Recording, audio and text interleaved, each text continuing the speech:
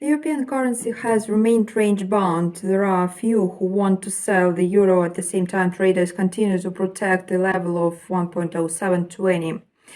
Yesterday, quite a number of strong buy signals were generated. Nevertheless, the euro has not been able to rise above the December high so far. Apparently, bulls will try to do it today. Yesterday's speech by Jerome Powell had little effect on the market. The head of the US Federal Reserve emphasized the need for the central bank to be free of political influence. He noted that the absence of direct political control of the regulator's decisions would allow it to take necessary measures and tackle persistently high inflation without considering short-term political factors. His speech did not contain any direct clues about further monetary policy and interest rate shifts. That is why the market showed no reaction. As for the British pound, it slid considerably but then managed to recoup losses, thus retaining a chance of extending gains. Before we get into technical analysis, let's take a look at today's macroeconomic calendar.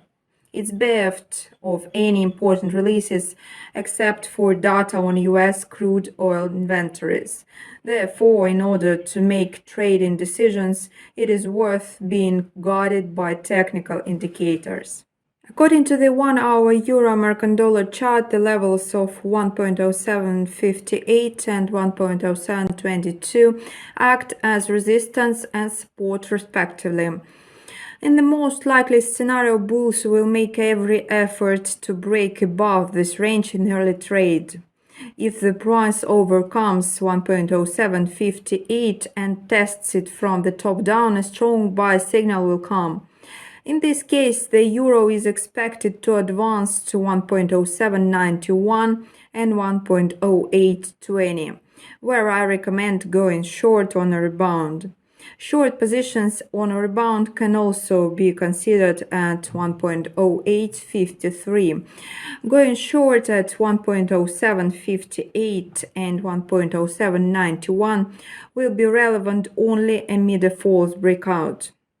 To stabilize the situation, bears need to take control of 1.0722.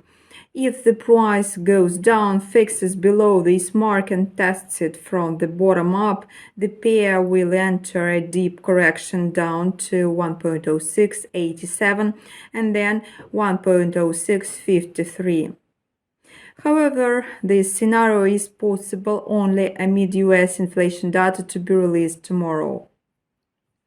Thus, the market will hardly see dramatic changes today. In case the euro slides, long positions can be opened amid a false breakout at 1.0722 or on a rebound at 1.0687, with a view to catching an intraday correction of at least 25-30 pips. Speaking of the British currency, the situation is similar. The level of 1.2142 acts as support. Yesterday, the price broke through that level, but bulls managed to regain control of it. In my view now, buyers are aiming for 1.2194. A false breakout at this mark will make it possible to go short.